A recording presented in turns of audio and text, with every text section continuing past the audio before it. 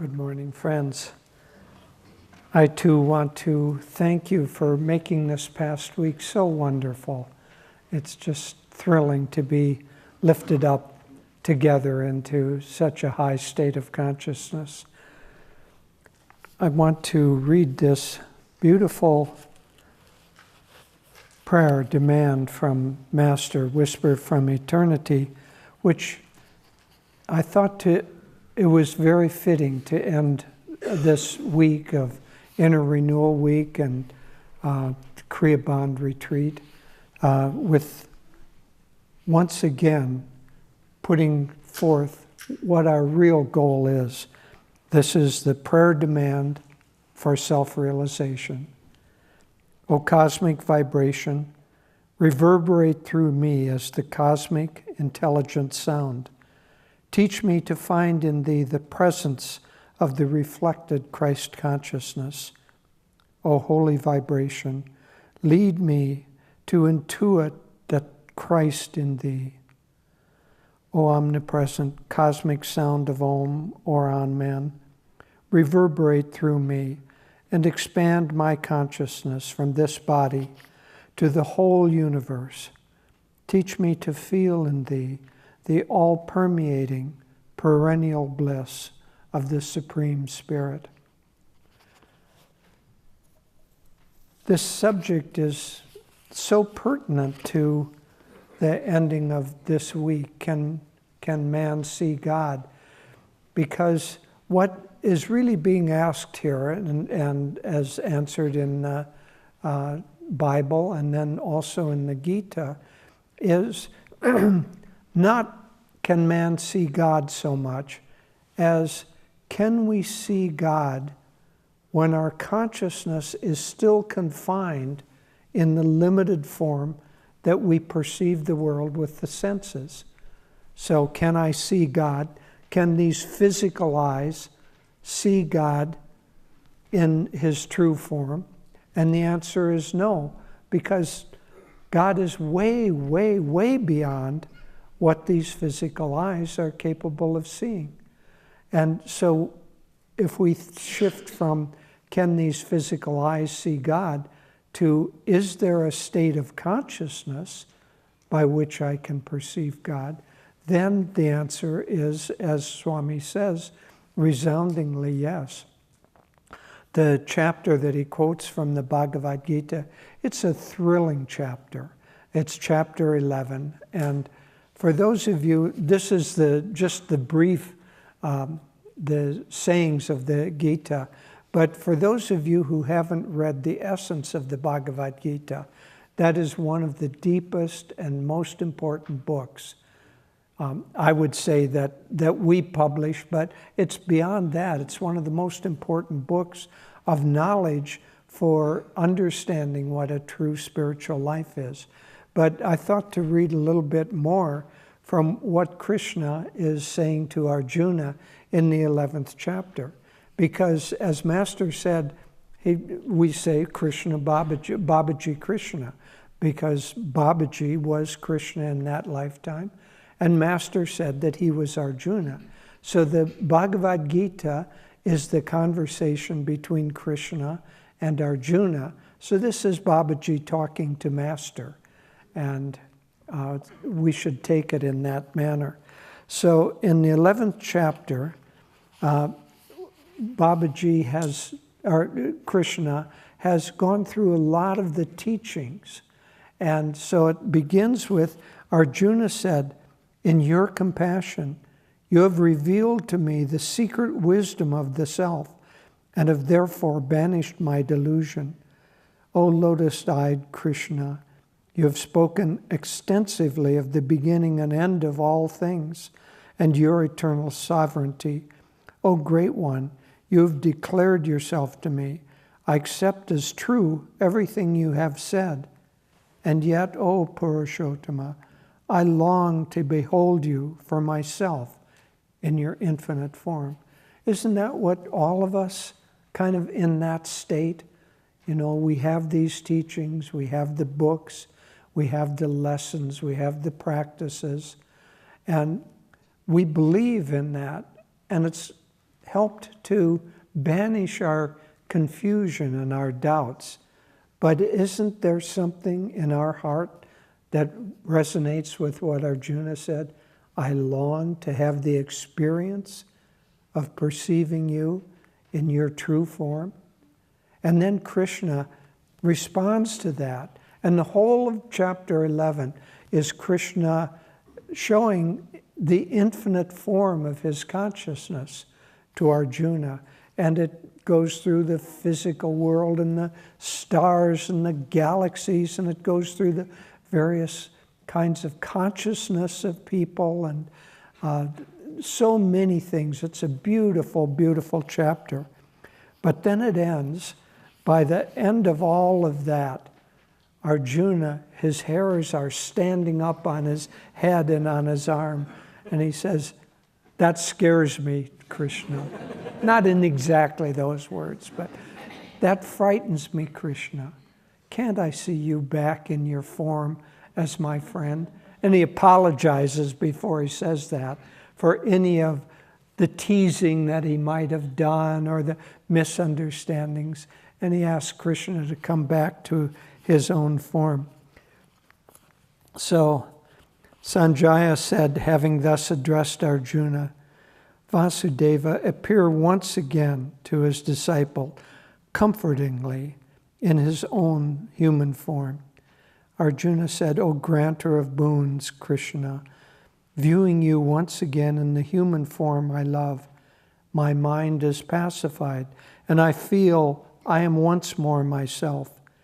The blessed Lord said, very difficult is it to behold, as you have done, the vision of the divine universe. Even the gods yearn to see it. Its revelation, however, is not attained by penances or by faithfulness to Scripture or by charities or by formal worship or scorcher of foes, Arjuna. Only by single-hearted devotion, achieved through deep yoga practice, is it possible to behold me and to become one with me, as you have done in my cosmic form.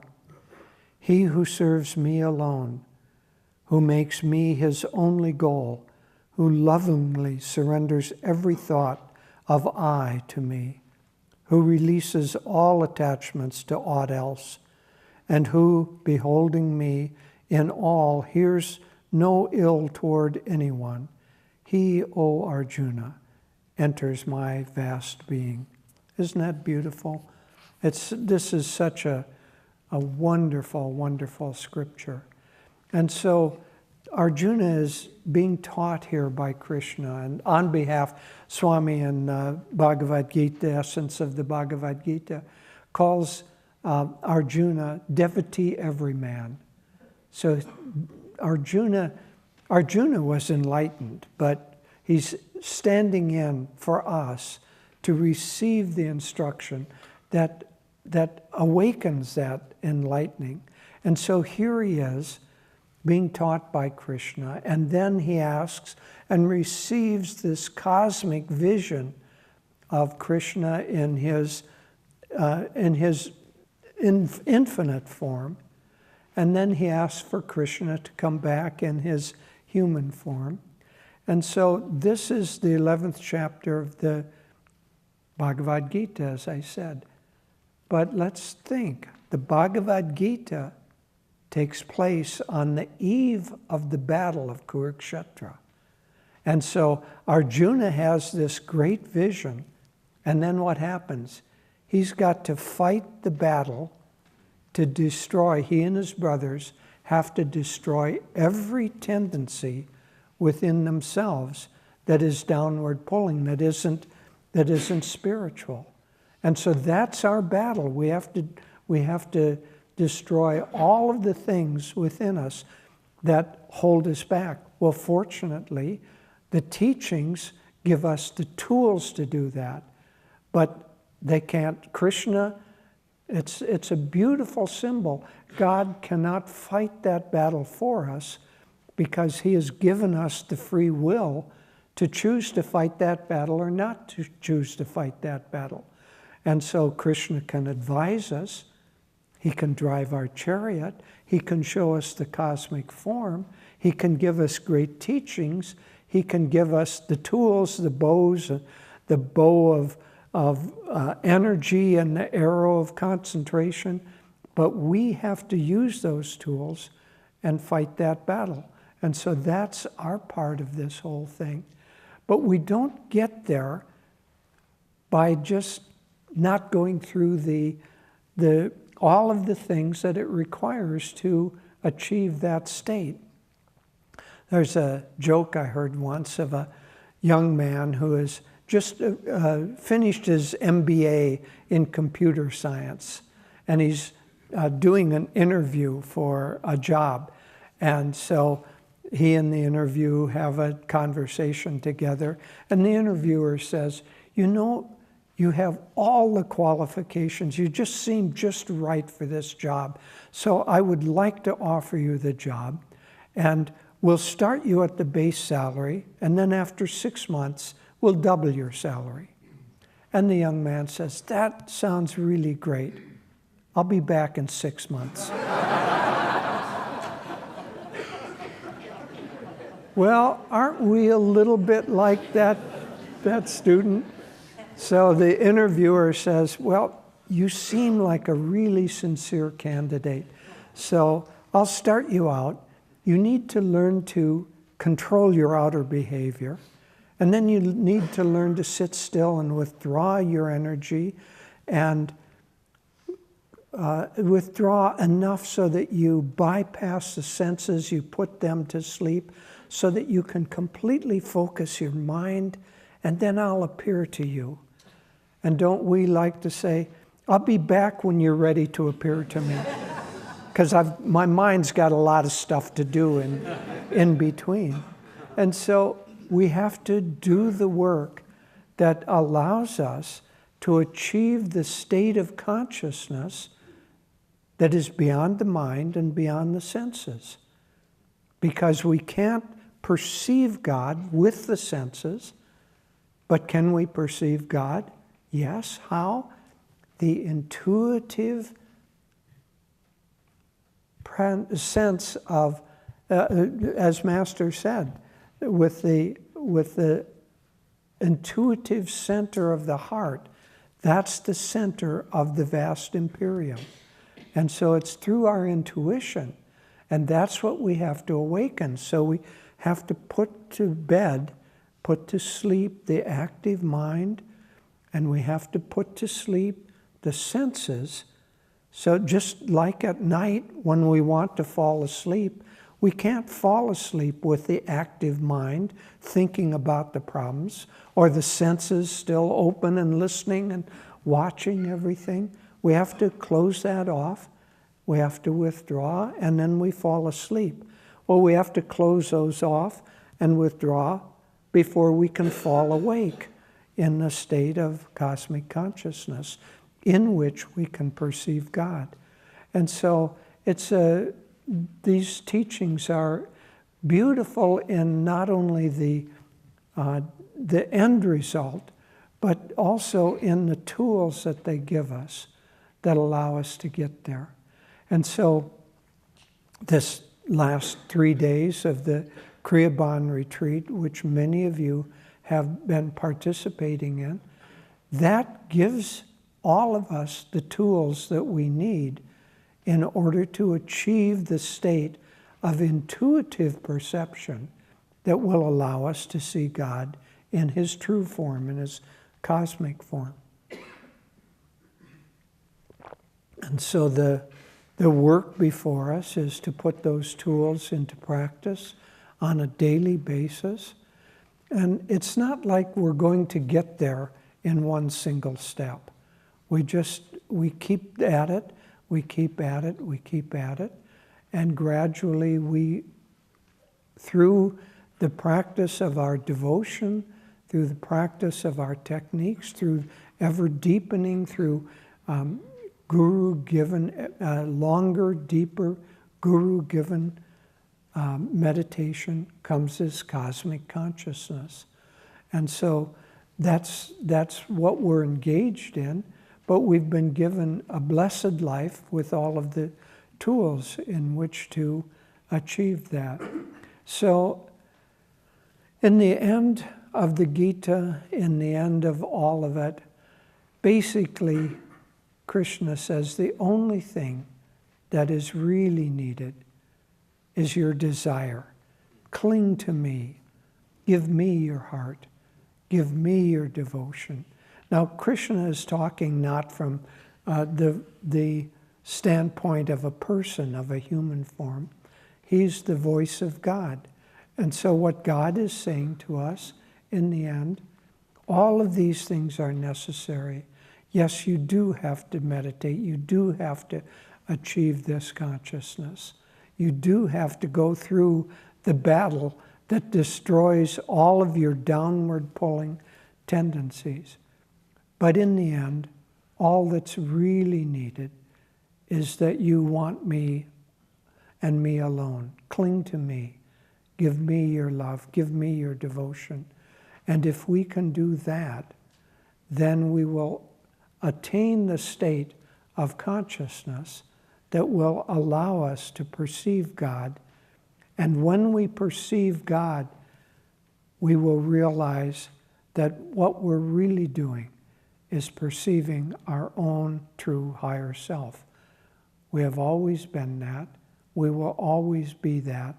We're just undergoing a little time here where we've been hypnotized into thinking that we've got a body and personality and that's it. But that will pass. You know, one time Swami was with Master, and Master had been doing something, and then Swami went to help lift him up. And Swami was thinking in his mind, oh, Master, you're such a wonderful person. You just embody everything that makes a wonderful human being. And Master looked into Swami's eyes and said, if you only knew my consciousness. Because what the Master perceives, what we're eventually going to perceive, is so far beyond what we can perceive through the senses. Master one time was giving a talk, and he said, normally I don't talk this way, but I feel God's permission. In fact, God is telling me to tell you. He said, you see the world that's got length and height and breadth. It's a world contained by dimensions. He says, that isn't the real world. I can see all of that, but simultaneously, I also see just as clearly as I see you in your physical form. I see just as clearly a transparent world of pure consciousness where there is no time, there is no space, there is no dimension, no up, down, height, width, breadth. None of that. It's all pure consciousness. But we cannot perceive that pure consciousness with our physical eyes. We cannot hear it with our ears. And we have, even within us, think now, just for a moment, imagine yourself on a beautiful, warm beach. You're walking along the beach. The ocean is gently lapping at your feet. You're walking, you're feeling just the joy of your own being. Okay, now open your eyes. Now, could you see that in your mind? Probably most of you could. Could you see it with your physical eyes? No, because it's in consciousness. It's in consciousness that we see God, and that's just our imagination. But our true consciousness allows us to see things that are so far beyond this physical world. But we have to take it a step at a time. We have to do our job. We have to go to work. We have to knock off those tendencies that pull us down.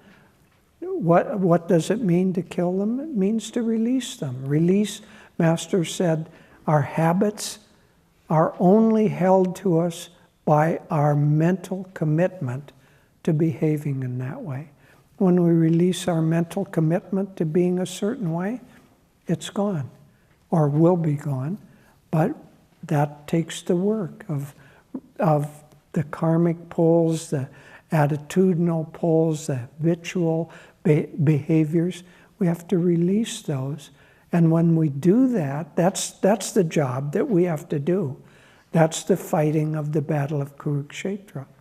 But when we do that, we get freer and freer and freer until at some point we will be free from the compulsion to be held in the form of ego.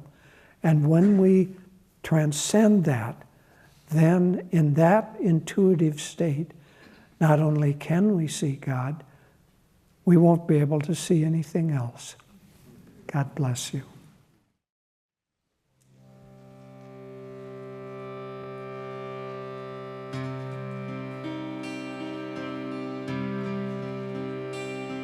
Whence on this soundless roar doth come, when drowseth matter's dreary drum, on shores of bliss on booming grace, all earth, all heaven, all body shakes.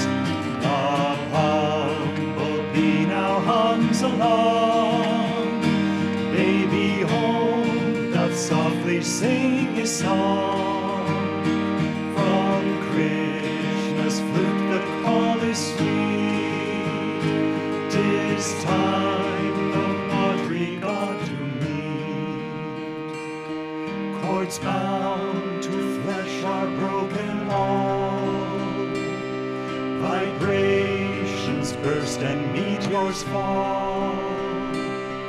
The hustling heart, the boasting breath, no more shall cause the yogi's death. The God of fire with fervor sings, Om, Om, his joyous heart now rings. Prana God with power sounds, the wondrous bells the soul resounds. All nature lies in darkness soft, the star divine is seen aloft. Subconscious dreams have gone to bed, 'tis then that one doth hear arms tread. Oh, upward climb the living tree, hark to the cosmic symphony. From Om, the soundless roar from Om, the call for light or dark to roam. From Om, the music of the spheres, from Om, the mist of nature's tears, all things of earth and heaven declare, Om, Om, resounding everywhere. From Om, the music of the spheres, from Om, the mist of nature's tears,